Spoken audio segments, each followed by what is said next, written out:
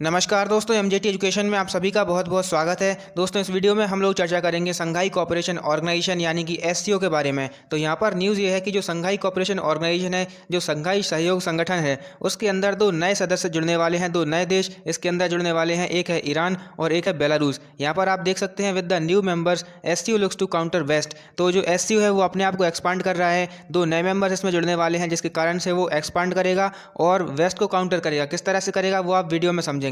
तो यहाँ पर जो संघाई कोऑपरेशन ऑर्गेनाइजेशन है, यहाँ पर हमें मेनली चाइना और रशिया का डोमिनेशन देखने को मिलता है। मेनली चाइनीज़ लेड ये ऑर्गेनाइजेशन है। आप इसके नाम से ही समझ सकते हैं, संघाई कोऑपरेशन ऑर्गेनाइजेशन, जो कि चाइनीज़ शहर है। तो यहाँ पर इसके अंदर दो नए मेंबर्स जुड़ने वाले हैं। ये न्यूज़ आप देख सकते हैं यहाँ पर। लेकिन दोस्तों, वीडियो में आगे बढ़ें इससे पहले मैं आपसे पूछता हूँ एक क्वेश्चन। यहाँ पर आपसे पूछा जा रहा है कि रिसेंटली अमेरिका के द्वारा अपना जो काटसा कानून है, जिसके अंतर्गत वो विभिन्न देशों पर सैंक्शंस लगाता है यदि वो रशिया से ट्रेड करते हैं या फिर अन्य कंट्री जैसे ईरान, इनसे कोई से ट्रेड करते हैं, कोई से इंपोर्ट करवाते हैं कोई सामान, तो जो अमेरिका है वो उस कंट्री पर सैंक्शंस लगाता है। लेकिन उन्होंने अपने इस कानून में बदलाव किए हैं किसी एक कंट्री को यहाँ से बचाने के लिए, इन सैंक्शन से बचाने के लिए, जिससे कि अमेरिका और उस कंट्री के जो संबंध है वो बचे रहें। इसके कारण से इसमें कौन सी कंट्री के लिए इन्होंने यहाँ पर ये प्रावधान किया है, आपके ऑप्शंस हैं इंडिया, चाइना, इजराइल और सऊदी अरेबिया। यदि आप सही आंसर इसका जानते हैं तो अभी कमेंट करके बता सकते हैं। लेकिन दोस्तों, यदि सही आंसर आप नहीं जानते हैं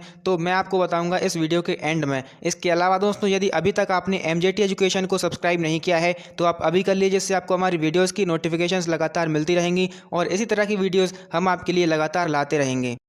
तो चलिए दोस्तों, स्टार्ट करते हैं इस वीडियो को और जानते हैं कि पूरा का पूरा मामला है क्या। तो यहाँ पर दोस्तों, हम सभी जानते हैं कि जो अगली मीटिंग है एससीओ की, वो होने वाली है समरकंद के अंदर, और समरकंद उज़्बेकिस्तान में स्थित है। सितंबर में मीटिंग होगी और इसी मीटिंग के अंदर हमें ये पता चल जाए कि ये दो नए मेंबर्स हैं, ये इसमें जुड़ेंगे या नहीं, इसके सदस्य बनेंगे या नहीं। दोस्तों, जो सेक्रेटरी जनरल है यहाँ के, जैंग मिंग, क्योंकि ये चाइनीज़ डोमिनेटेड ऑर्गेनाइजेशन है, तो यहाँ के जो सेक्रेटरी जनरल हैं वो भी अभी चाइनीज़ हैं, जैंग मिंग। उनके द्वारा ये कहा गया है कि जो पर्टिकुलर समिट होने वाली है सितंबर के अंदर, ये एक इन पर्सन समिट होगी और इसके अंदर हमें 2019 के बाद पहली बार ऐसा देखने को मिलेगा कि मिस्टर मोदी मिस्टर जी के साथ में कन्वर्सेशन करेंगे। यानी कि जो भारतीय प्रधानमंत्री हैं हमारे नरेंद्र मोदी जी, वो चाइनीज़ प्रेसिडेंट शी जिनपिंग के साथ में कन्वर्सेशन करेंगे। 2019 के बाद पहली बार ऐसा होगा, क्योंकि दोस्तों हम सभी जानते हैं कि 2019 में स्टैंड ऑफ हमें देखने को मिला था बॉर्डर पर, जिसके कारण से चाइना और इंडिया के रिलेशन तभी से बिल्कुल ख़राब चल रहे हैं, जिससे कि दोनों के बीच में कोई भी कन्वर्सेशन नहीं होती है। लेकिन यहाँ पर पहली बार ऐसा होने जा रहा है इस पर्टिकुलर मीटिंग के अंदर। दोस्तों, यदि इन दोनों देशों की बात करें तो जो ईरान है, ईरान की बात तो पहले ही तय हो चुकी है। पहले ही जो समिट हुई थी इस वर्ष के पहले 92 के अंदर ये समिट हुई थी एससीओ की, जिसके अंदर ईरान को शामिल करने की बात कही गई थी। लेकिन जो बेलारूस है उसको इसी पर्टिकुलर मीटिंग के अंदर शामिल किया जाएगा और सितंबर में होने वाली समिट के बाद इसका जो काम है, जो मेंबरशिप लेने का काम है, वो स्टार्ट हो जाएगा। तो यहाँ पर ये पूरी की पूरी न्यूज़ है जो कि आपको जानने लायक है। दोस्तों, इसके अलावा अब मैं आपको संघाई कोऑपरेशन ऑर्गेनाइजेशन यानी कि संघाई सहयोग संगठन के बारे में कुछ बातें बता देता हूँ। तो दोस्तों, जो संघाई कोऑपरेशन ऑर्गेनाइजेशन, जिसे एससीओ कहते हैं, ये एक permanent inter governmental international organisation है। इसको 15 जून 2001 को बनाने की बात करी गई थी। संघाई के अंदर यहाँ पर ये कुछ देश हैं, इन्होंने मिलकर यहाँ पर इसको बनाने की बात करी थी। आप देख सकते हैं Kazakhstan, China, Kyrgyzstan, Russian federation, Republic of Tajikistan and Uzbekistan, ये कुछ कंट्रीज हैं जिन्होंने मिलकर इस पर्टिकुलर ऑर्गेनाइजेशन को बनाया था और उस समय पर इन्हें संघाई 5 भी कहा जाता था। संघाई 5 मैकेनिज्म के अंदर इसको बनाने की बात कही गई थी। दोस्तों, इसके अलावा इसके बारे में बात करें तो जून 2002 में इसका चार्टर जो है वो साइन किया गया था। इन सभी देशों ने इसके चार्टर पर अपने हस्ताक्षर किए थे और इसके बाद 19 दिसंबर 2003 को इसका जो चार्टर है वो लागू हो गया, वो अपना काम करना स्टार्ट किया। इसके बाद दोस्तों, यदि इसकी ऑफिशियल लैंग्वेजेस की बात करें तो यहाँ पर रशियन और चाइनीज़ लैंग्वेज देखने को मिलती हैं, जिनसे हमें अगेन ये पता चलता है कि इसमें रशिया और चाइना की कितनी ज़्यादा डोमिनेंस देखने को मिलती है। इसके अलावा दोस्तों, अब इंडिया और पाकिस्तान इस पर्टिकुलर ऑर्गेनाइजेशन में कैसे जुड़े, तो दोस्तों 2017 के अंदर इंडिया और पाकिस्तान दोनों ने एक साथ में इस ऑर्गेनाइजेशन के अंदर अपना ज्वाइन किया था। यहाँ पर आप उस समय की न्यूज़ देख सकते हैं, India Pakistan become full members of SCO. ये उस समय की न्यूज़ है, आप यहाँ पर देख सकते हैं।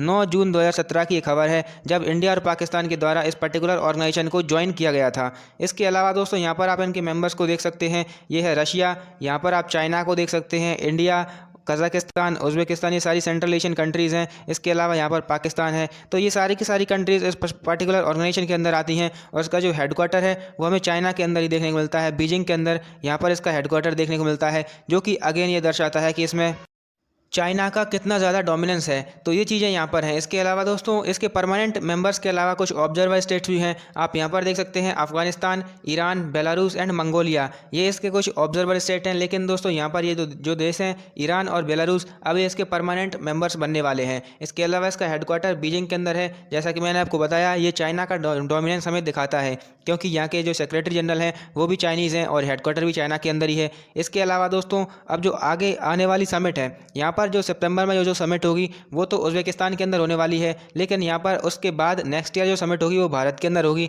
भारत में वाराणसी के अंदर ये जो पर्टिकुलर मीटिंग है ये होने वाली है। एससीओ यानी कि शंघाई सहयोग संगठन की पहली मीटिंग भारत में होगी। यहाँ पर टूरिज्म एंड कल्चरल कैपिटल कहा जाता है जो वाराणसी है उसको। इसके अलावा दोस्तों अब कुछ बातें जान लेते हैं जो नए मेंबर्स हैं उनके बारे में। तो यहाँ पर आपको ईरान दिख रहा है। ईरान की जो कैपिटल है वो है तेहरान। यहाँ पर आप देख सकते हैं इसकी लोकेशन और इसके आसपास के कुछ जो पड़ोसी देश हैं उनकी लोकेशन भी आपके लिए आवश्यक है, क्योंकि यहाँ पर ये न्यूज़ में है। आप यहाँ पर देख सकते हैं तुर्कमेनिस्तान है, यहाँ पर अफगानिस्तान देखने को मिलता है, यहाँ पर सऊदी अरेबिया है, यहाँ पर इराक है और यहाँ पर यूएई है। इसके अलावा ये कुछ वाटर बॉडीज से भी घिरा हुआ है, जैसे कि कैस्पियन सी और यहाँ पर पर्शियन गल्फ। तो ये इसकी कुछ इंपॉर्टेंट लोकेशंस हैं दोस्तों। इसके अलावा आपको कमेंट बॉक्स में ये बताना है कि ईरान के अंदर भारत का कौन सा पोर्ट डेवलप किया गया है। दोस्तों यहाँ पर आपके लिए मैं ये होमवर्क देता हूँ, यदि आपको नहीं पता है तो आप सर्च करके जरूर कमेंट बॉक्स में बताइए, जिससे कि आपको भी पता चलेगा, आपकी नॉलेज में थोड़ा सा विस्तार होगा। इंडिया ने एक इंपॉर्टेंट पोर्ट डेवलप यहाँ पर किया है ऑन बाय काउंटरिंग चाइना, क्योंकि चाइना जो है वो लगातार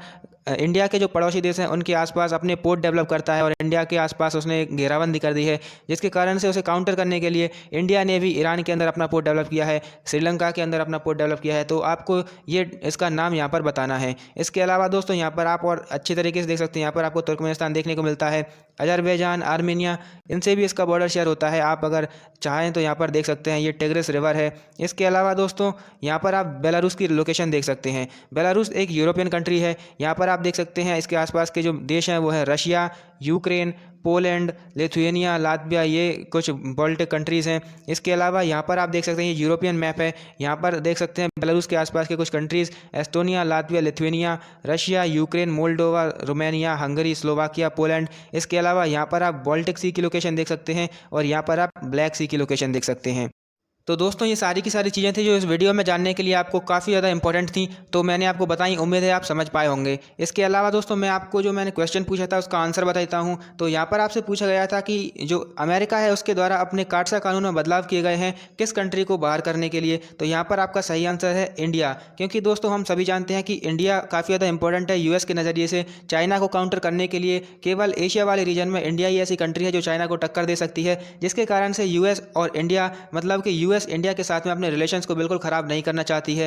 दोस्तों मामला ये है कि इंडिया के द्वारा रशिया से S-400 मिसाइल को खरीदा गया था, जिसके कारण से जो यूएस है वो यूएस के सैंक्शंस के दायरे में आ गया था, क्योंकि हम सभी जानते हैं कि उससे पहले भी टर्की ऐसा कर चुका है। जब टर्की ने उसको खरीदने की कोशिश करी थी तब अमेरिका के द्वारा उस पर सैंक्शंस लगाए गए थे। इवन दो टर्की और जो यूएसए हैं वो दोनों ही नेटो के मेंबर्स हैं, लेकिन फिर भी यहाँ पर टर्की पर सैंक्शंस लगाए गए थे, लेकिन यहाँ पर इंडिया के जो सैंक्शंस हैं वो नहीं लगाए गए हैं। इंडिया को यहाँ से बाहर किया गया है। इवन दो जो यूएसए है और इंडिया है वो दोनों क्वाड और I2U2 के मेंबर्स हैं। तो यहाँ पर जो अमेरिका है उसका लगातार प्रयास ये है कि इंडिया के साथ में अच्छे रिलेशंस बनाए जाएं, जिससे कि चाइना को काउंटर किया जा सके। और उसी कारण से यहाँ पर उन्होंने इंडिया को अपने जो काटसा सैंक्शंस हैं उसके दायरे से भी बाहर करने के लिए अपने कानून में बदलाव किए हैं। यहाँ पर आप न्यूज़ देख सकते हैं, ये न्यूज़ हैं US house passes Ro Khanna's historic amendment on sanctions waiver to India. तो जो रो खन्ना है वो एक इंडियन अमेरिकन ही है और उन्हीं के द्वारा यहाँ पर ये प्रपोजल रखा गया था। यहाँ पर आप देख सकते हैं US house votes for CAATSA sanctions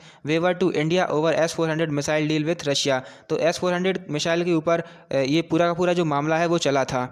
तो दोस्तों फाइनली इस वीडियो को हम यहीं पर समाप्त करते हैं, लेकिन दोस्तों वीडियो को ख़त्म करें इससे पहले मैं आपको कुछ बातें और बताना चाहता हूं। यहाँ पर यदि आपने अभी तक MJT एजुकेशन के टेलीग्राम चैनल को ज्वाइन नहीं किया है तो आप इसको अभी ज्वाइन कर सकते हैं। यहाँ पर आपको हमारी वीडियोज़ के लेटेस्ट अपडेट मिल जाते हैं, फ्री PDFs मिल जाते हैं और फ्री क्विज़ मिलते हैं, जिससे आप अपनी नॉलेज को टेस्ट कर सकते हैं। इसके अलावा दोस्तों यदि ग्रुप D की आप तैयारी करते हैं तो यहाँ पर MJT एजुकेशन आपके लिए लाया है GS और साइंस के कंप्लीट बैचेस, जहाँ पर आपको करंट अफेयर्स भी पढ़ाए जाते हैं मात्र 399 रुपये में। तो यदि आप इनको ज्वाइन करना चाहते हैं तो अभी ज्वाइन कर सकते हैं, क्योंकि जो रेट है ये कभी बढ़ सकती है। यहाँ पर आपको टॉपिक वाइज क्लासेस मिलती हैं, डिटेल PDF मिलती हैं और प्रैक्टिस सेट मिलते हैं जिससे आप प्रैक्टिस कर सकते हैं। साथ में दोस्तों आपको स्ट्रैटेजी भी बताई जाती है जिससे कि आप अपनी तैयारी को और बेहतर बना सकते हैं। तो यदि आप इनको ज्वाइन करना चाहते हैं तो इनकी लिंक आपको डिस्क्रिप्शन में मिल जाएगी। साथ में आपको एक नंबर मिलता है डिस्क्रिप्शन बॉक्स में, वहाँ पर आप अपनी जो भी क्वेरी है इनसे रिलेटेड वो भी सॉल्व करवा सकते हैं डायरेक्टली कॉन्टैक्ट करके। इसके अलावा दोस्तों यहाँ पर यदि आपने अभी तक MJT एजुकेशन के ऐप को डाउनलोड नहीं किया है तो आप इसको डाउनलोड कर सकते हैं by searching MJT current affairs and GK app on the play store. तो सिंपली प्ले स्टोर पर जाइए और MJT ऐप सर्च कीजिए।